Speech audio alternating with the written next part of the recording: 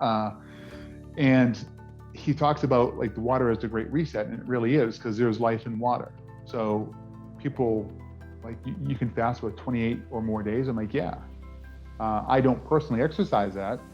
I'll say I'll maybe do like a 24-hour fast, like in that cycle, like once every 2 weeks, something like that.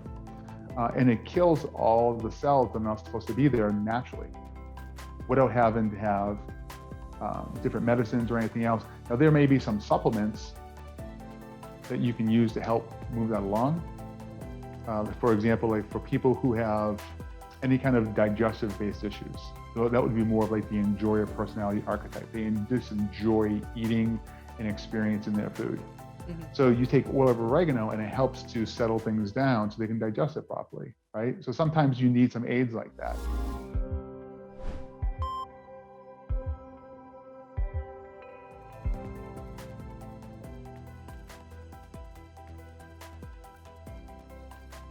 Welcome to this week's episode of the Providers, Properties, and Performance podcast. Today is the second part of the interview with Scott Burgess as part of the Healthcare Innovators series.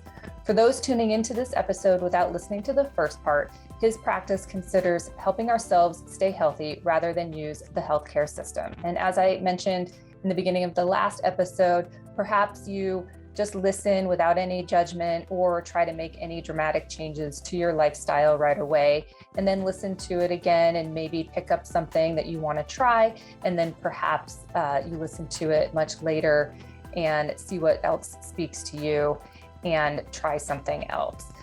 If nothing speaks to you, as I mentioned before, the medium allows you to simply turn it off. But I think we can all agree that change needs to occur in our expensive healthcare system that is approaching 20% GDP and not producing any better patient outcomes. So the answer to exactly what we need to do first is not clear, but we can listen to how some other people are making changes and see if we like what they have to say. Thank you. So that's the basic. Let's go back real quick. That's how I wake up, start off my day, and then from there, nothing goes in my mouth that has a label, ever. So if it has a label, I'm out. If it's not quite, if I don't know like where it's from, where it's grown, all that kind of stuff. So I keep my life and I keep my food intake very, very simple. If it's complex, I'm out. It's just that simple. And that's, how many times have you ever heard someone, for example, saying, oh, I can never give up my coffee, I need my coffee. Or what about creamer in my coffee? And those are the I guess the guilty pleasures, if you will, right? Yeah. In between. I'm like, if it's not useful, no. Right. Yeah. So I always lead off with that. How is this useful? But the trap is there. They actually, it's a pretty fun question, because humans instinctively have the ability to justify and reason. So most people will find a way to justify and reason almost about anything if they really want it, right? That's where marketing comes into play, because marketing is like, you can have a mediocre product, but if you market the hell out of it, it's amazing. And look at the iPhone sales, for example. I mean, Android has been so far in front of iPhone. They're at least 3 years in front of them when it comes to technology, but then the number one product across the globe is an iPhone. I know. Yeah. Well, you've blown up my script in a very good way. I love it. So I wanted to, there's one thing I want to get your opinion on, because especially with your, with what you've shared so far, a lot, if you do look at the traditional US healthcare system, and you look at where the costs are, a lot of it is. Can I course correct that word for it, if you don't mind? Sure. I wouldn't call it traditional. I would say inserted healthcare system. Okay, an inserted healthcare system. Yeah. If you look at the costs, a lot of it is spent on end of life. And, I think that, I think that there's, as you say, I think there's a mental concept of end of life and then and fear that I think is associated with that. And I'd love your opinion. There was a movie I would recommend the audience watch. It's called The Goodbye. I'll forward you the link so you can put it into the show notes. Yeah, right? that'd be great. And the basis is this. It was a fantastically written, witty, all the above and all the below type of a movie. And it was based on the fact of autosuggestion. So early in our conversation, we talked about the 3 ways people die: trauma, poison, and autosuggestion. Autosuggestion basically is fear. So you're inserting a thought. For those who look into, let's say, I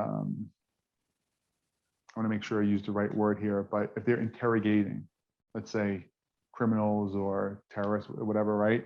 Autosuggestion is a way of creating predictability on behavior or pulling out information. Okay. So how many times have we heard the story?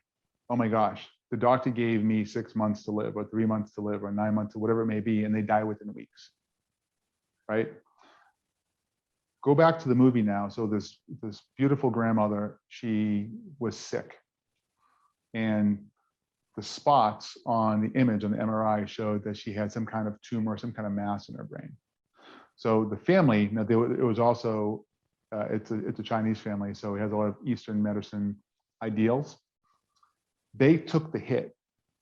They were like, we're not telling her what's going on, but all of them were kind of assuming that she didn't have that long to live, but the grandmother really never knew what was happening. So she just lived her life. So without giving too much away with the story, because I really recommend everyone watch it, is that levels were down. So let's put it on a scale of 0 to 10. Everyone was like a 3 or 4, maybe a 5, and within the family, because they were just kind of mopey, right? Mm-hmm. And I was really particularly interested in how different people would have different roles. But the grandmother was like, what the hell are y'all doing? Like, what's wrong with y'all? Like, she's just living her life. At the end of the movie, they went back and they said she died 7 years after. By the way, it's a true story. So the fact of end of life, going back to the original question, means that someone found a way to make money. It's that simple. And I just call things what they are. It's not, well, this and this and this, because I guarantee if you change. So I read a book recently.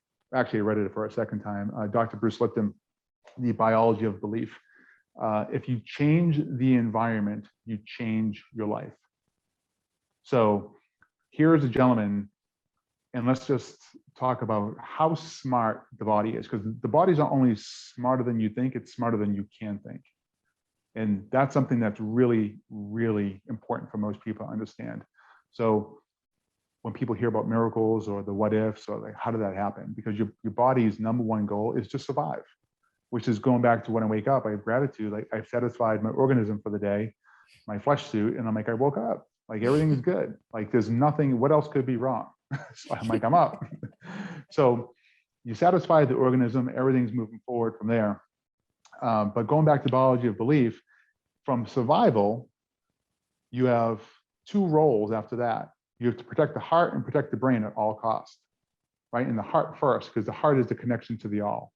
The brain is just a computational device that actually runs the system to make sure that the heart's protected, right? The biology of belief shows not only exactly that understanding, but it also talks about how independent systems, and because most people right now in the professional world and the corporate world, based on what's happening with COVID and what happened with COVID, what happened to people financially due to COVID and different things like that, they're running on 3 stages of the fight or flight, and their adrenals are on overload. I mean, how many people do you know have anxiety attacks and mental health, what they call mental health disorders? They're not mental health disorders. It's deep-rooted fear where people are just like, oh my gosh, life is not worth living. And for what reason? Because they're believing someone else's story. So the body's job at that point is to survive by protecting the heart and the brain at all costs. And independently, your adrenals or your intestinal system, reproductive systems, all will take on certain hits for the body to make sure that you're achieving that goal.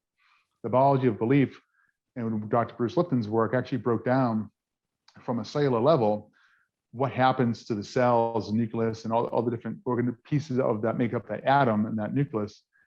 Could they survive outside of their cell? And the answer is yeah, but for how long? And that's the case. So again, go back to the question is they found a way to make money. Yeah. Well, I don't want to, this conversation's been too deep. I feel like my Q&A answers would be too superficial after this Oh, conversation. go for it. No. I'd rather ask you a different question. So, Yeah.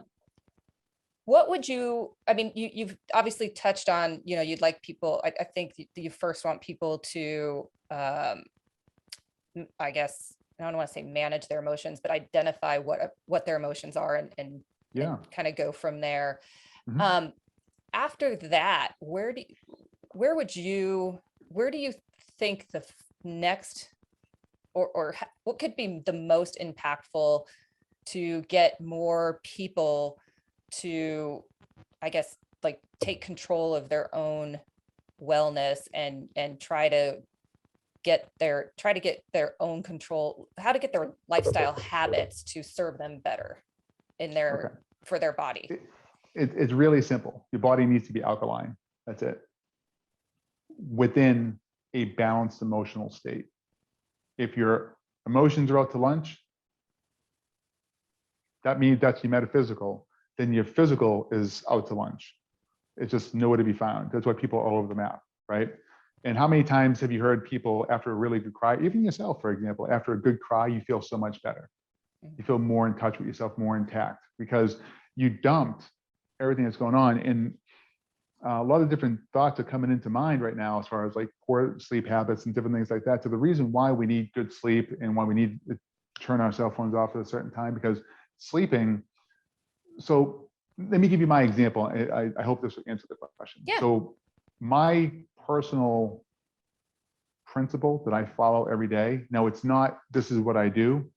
I base a lot of things, actually everything on feeling. So if I'm feeling hungry, I'll eat. If I'm feeling thirsty, I'll drink. If I'm feeling tired, I'll go to bed. I don't have a set pattern for everything, but I do kind of ebb and flow with it based on what my body needs for that day. So for example, I wake up, gratitude, all those kind of things. I go into heavy learning in the morning because I'm in theta. That's when my brain's open to suggestion at its best. So my first 3 hours of my day, and I wake up somewhere between 4 and 4:30 based on how much sleep that I need. My first 3 hours of my day are nothing but learning. I take 0 notes. I just throw it up on display and I can recall the information at any point. From there, I go into my corporate workday and what I need to take care of. And I've basically taken what I can do in like 40 hours, and I've been able to consolidate that down in less than 5 hours a day. I can get it done. I'm very good at what I do. And I don't dilly-dally. I'm like, here's what we need to do. Boom, spell it all out, bang, get it done. Then I go into lunch. Again, I don't eat food that has a label. If it has a label, it doesn't exist. Gonzo. My exercise, I don't like calling it exercise. It really should be considered movement, right? Because exercise, healthcare, specifically healthcare, all have negative connotations to it, especially if you are looking at different personality archetypes. So for example, your archetype is you're a thinker, you're a varietist, and and you're a stayer. Okay, so there's 3 different archetypal personality traits that will stand out, right? So for me, I'm a blend of all 5. There's usually 5 of them. So to say like I'm a riotous first, so I do not like anything that's this is how you do it. I'm like, nope, I'm out. Can't do it that way. I'm always like, I like to play. So words matter at the same time. So I may exercise and / move, or move in the morning, in the afternoon, or in the evening based on where I am and how I feel. And that's the biggest takeaway for most folks is they're not assessing how they feel. They're doing things because they think they have to, because they're being told to. And they're not thinking independently on their own. So whatever that happens throughout my day, I move on. I make sure I take care of things at home. If my wife needs help, I have 4 daughters, so make sure of anything that they need. And like, again, I'm constantly buzzing. So what does that look like? Everything. I can be setting up a computer. I can be fixing a virus. I can be helping with a document, walking my dog, taking care of clients, putting together podcasts or virtual teaching lessons, all that kind of stuff, right? My last ingestion of food is no later. My last bite is at 6 p.m. Period. End of story. Because, and this goes into sleep. Sleep is really, really important. if you're eating anytime past 6 o'clock, your natural, well, your cortisol is coming down because their circadian rhythm is coming down at that point naturally, which is what it should do. But at the same time, when I want to make sure I explain it simply so people understand, your natural DMT levels, which is your dumping hormone, right? This is your dream state. Your dream state actually help the body get rid of the mental waste product or garbage that needs to be let out. So if you're eating past 6, that metabolism and those functions are still working. Your body's not at rest.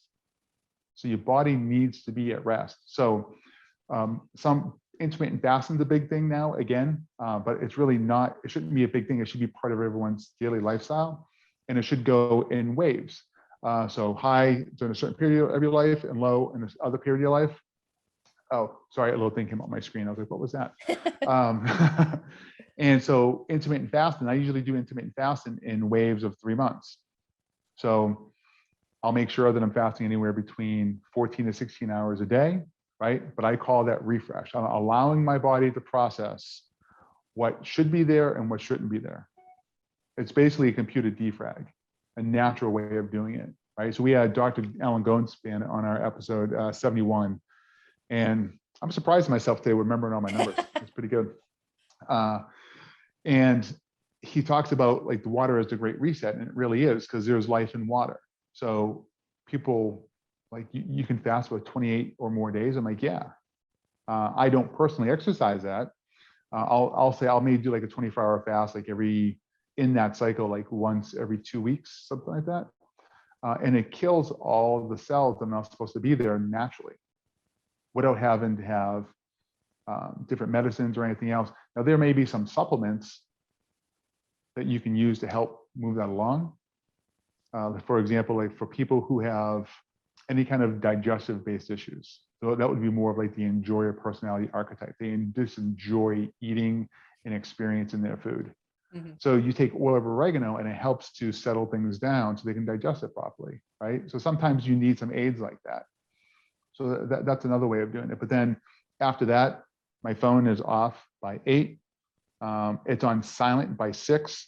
So if I'm missing phone calls and texts, it's at my leisure, not your convenience. That's another big takeaway there. Mm-hmm. And I'm usually watching, if I watch TV, and I usually watch one TV show at night, it's something funny. That's it. There's nothing serious. Yeah. And then from there, I usually listen to some kind of white noise or a static airplane noise or something like that, or something. One of my favorites is Dr. Wayne Dyer. So I'm going to bed with positive words, not affirmations. I'm not big on affirmations. They serve a role when they serve a role, but I'm all about the positive experience and understanding expression and understanding where we are and who we are and being our authentic self. And that's what my day looks like for the most part. And then if it changes or there any kind of variety, it's usually because something else is changing in my life, with my kids, my family, something with work, right? Something like that. Because I do have a corporate job, which is work, and I have my own private practice, which is play. I work because we have to work, and healthcare, insurance, and all that kind of stuff for trauma, not for all the other stuff. Mm-hmm. That's what I use it for. Mm-hmm. And going from there, I don't know if there's any interjections you want to make as far as points that stick out to you or not, but that's about how I go about my day. So I don't rely on healthcare. I rely on myself. Healthcare today is really managed sick care and managed disease underneath the CPT-10 code. I don't want to live that way. I decide personally to research. I'm a crazy thinker. So my first 3 hours, I'm like, what about, how come? And then I relate that back and forth to other topics of interest. And it's crazy. I mean, in my healing practice, for example, I have a client now that's over, and she has diverticulosis. So I don't look at the definition of diverticulosis. I'm like, okay, you have inflammation to the gut. What's really going on there? You should see her emotional system. Oh my goodness. We unloaded, I've seen it now for 3 times in a row. Her iliopsoas is out to lunch, so the sole muscle at the hips. Those are coming back. The swelling's going down. And she had some realizations in between at the same time. And she was realizing, saying, yeah, I knew that this is her words, not mine. She goes, I knew if I ate that, Scott, I wasn't going to feel well. And I said, okay, let's stop there. Let's camp out for a second. I go, when did you feel that? She goes, I felt it before I even took my first bite. I said, okay, so why did you choose to bite it? She goes, because I thought the means were going to justify the end. I said, and? She says, I'm here today, right? I said, right. So would you like to see people, obviously if they come to you in that situation where there's a problem, but would you like to see people as a course of their own wellness practice to come and see you to continually check in with themselves so they can prevent illnesses from happening? So here's my model, and this is why people come to my door. You can't start until you begin. And that's a really profound statement. Here's why. If you're beginning at day one, let's just say you're taking a mile jog, right? You're usually pretty sore day 2, day 3 because of delayed onset muscle soreness, a new activity, your body's acclimating, it's making sure that's on an injury and different things like that. But by day 30, if you're running a mile, you're flying through it, right? So realistically, your start point is day 30, not day 1. Right? So what I tell people who have different systems that are out of line and things that are just not working properly, I said, look, you can't start until you begin. So I get them through to the starting point, to the starting line, so they don't need me anymore. I don't want to be their babysitter. I don't want to be their coach. Frankly, I want to see them get well, and I want to see them repeat it. I have a deep-seated, rooted just love for families because I understand what's going on in today's families very, very much. And I see what's happening in social media, and I see what's happening with the stress and in schools and all the madness that people are focusing on right now or being forced to pay attention to some degree. And what if we're able to say, it's not that hard, here's what it looks like. Got it? Good. Teach. That's me. Because even the supplementation market, for example, was basically designed behind, and it wasn't the exact companies there, but we all have been programmed, and I mean everyone has been programmed, have a problem, take a pill. The pharmaceutical companies plan and budget for over $5 billion a year in their marketing campaign, have a problem, take a pill, to bring a business model, which then leads to surgeries and everything else, right? But from there was another market that was created in the supplementation market that said, oh, by the way, I don't really want to take that stuff. I'd rather do it naturally. So someone says, oh, vitamin C and magnesium and this and the whole 9 yards, right? So what does that look like outside? Eating food without a label, making sure you're drinking water that's structurally coherent, making sure that you're alkaline. They're all real easy things to do, but the reason why they seem difficult, one, is because the knowledge there for an individual person is like, I don't know how to cook. I don't know how to put all these things together because they don't understand just basic chemistry. And I'll keep it this simple because I'm going to go into the part with the families. But when gorillas walk through the forest, they're not looking at, I wonder how much vitamins and minerals that banana has up in the tree. It's the biggest bunch of like baloney I've ever heard. So when I hear things about like ketogenic diet and stuff like that, give me a break. Seriously, like give me a break. Not that it doesn't have value, right?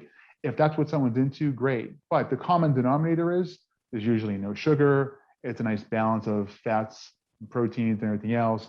You're creating apotrophy. You're letting your body break things down so it can evacuate them naturally, stuff like that. See what I'm saying? Mm-hmm. But when it comes to a family, moms are like, shit, I got 2 kids. I'm working a part-time job or a full-time job. My husband's out of the house. He may be traveling. There's a lot of stress there. So what do? They grab fast food or something quick that can just, what they think is providing energy or nutrition for them, and it's really not. Because it's just, I don't know what this is. So versus using energy as like breathing techniques to help get you through there, or water or different things like that, versus going to the store. So what I do is if I'm hungry and I'm driving versus stopping, I will stop at a supermarket and I will buy an apple, or I will buy because if I can't clean it, I'll buy a knife or something I can get the skin off. And that's plenty of food. If you can just drink water for 28 days, an apple is going to get you home.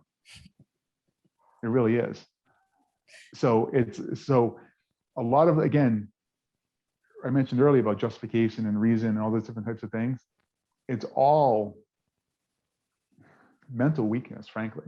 It's just we haven't exercised these. Oh my gosh. I mean, when Alan Goldhammer was on the show, he was talking to me about, now he has over 30,000 studies of positive results from water fasting. And I don't necessarily recommend it. It works for me. Probably, well, I know that did work for me, but it probably would work for me. I actually do really well when I fast long. Some people it doesn't work for it. I have no idea, right? But he says that some people, if they fly from east to west coast, they're like, oh my gosh, I can't not have a meal. I'm like, you serious? He's like, yeah, the people would flip out. Again, his words, not mine, but I'm like, I believe him. Yeah. Scott, this has been such a great conversation. I think we could probably go another hour, but I'm happy that you're putting this out there, and I wish you a ton of success. And I'd like you to tell people how to get a hold of you and if they'd like to reach you.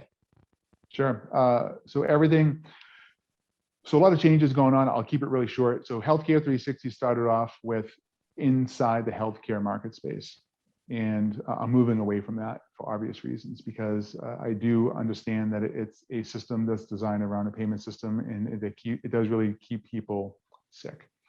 Some get well, that's great, but usually those who get well usually look, this is what as far as the statistics tell you, is that they're usually looking at some kind of outside external that assists with that healthcare, because they want to take action and a call to action for their own personal health, which is what I applaud, and I invite everyone to do that. So Healthcare 360 is dying soon.